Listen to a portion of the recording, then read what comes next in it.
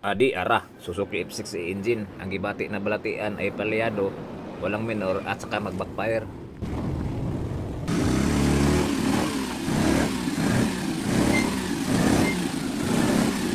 Iandar.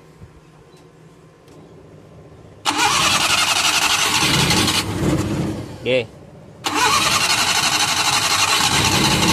Up. Okay. Up.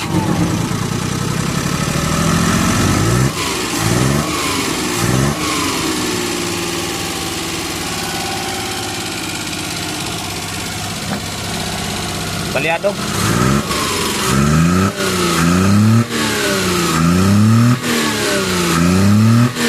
At mahirap rin siyang pandarin. At di na tayo maglangan, tinanggal ko na dito ang valve cover at saka gitap ko na rin sa dos ang camshaft. Mayroon siya, mayroon siyang clearance. Ito wala talaga ayaw mapasukan ng pillar gauge. Okay yung exhaust pero malayo lang yung clearance. Ito wala talaga Okay, ikutin natin sa kabila. Yan sa uno. Wala pa rin Walang clearance. Sa uno to. Yan ang yung camshaft Okay. Sa kabila naman, sa tres ganon pa rin Walang clearance. Sa exhaust okay lang. Adjust lang. Kaya siya mahirap andarin, palyado. Saka parang mag-backfire yung sa carburetor. Okay, isabay na natin maglinis dito sa carburetor. Okay, napakadumi ng makina. Yan Grabe yung kagi. At mag-tinsuil na rin tayo. At dahil sa masyadong madumi ang makina, at mag-flashing oil na rin. Pero sa dili pa ay i-resetting ko muna ang mga rocker arm. Dahil sa hindi ako makakuha ng insaktong clearance sa barbula. Kung di ko resetting ang mga rocker arm, kaya siguro walang clearance. At atin na rin linisan ang mga rocker arm.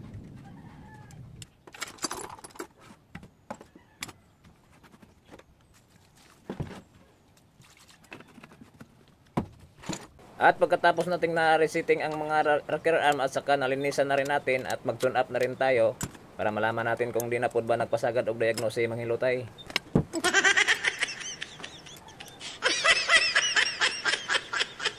At pagkatapos nating nag-tune up ay itaklob natin ang valve cover at saka magpalit din tayo ng spark plug at lilinisan din natin ang distributor cap para insakto yung trabaho natin para dako-dako puntag masingil sa tagya.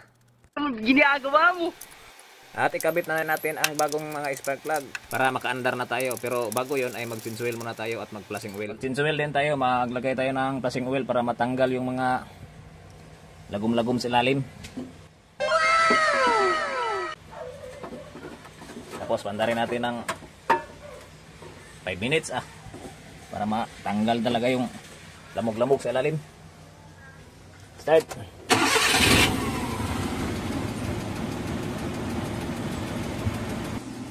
Ito yung oil natin. 3 litro. Saka oil filter.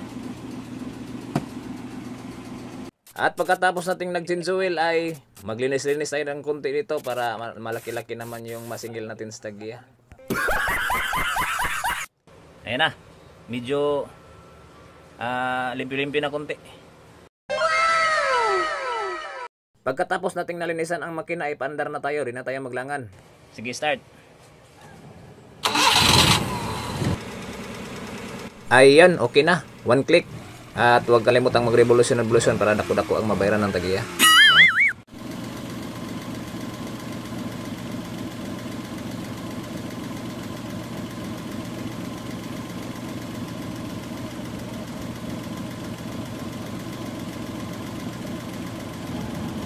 Ayos na at nag-thumbs up na ang kamay na nagagasiti.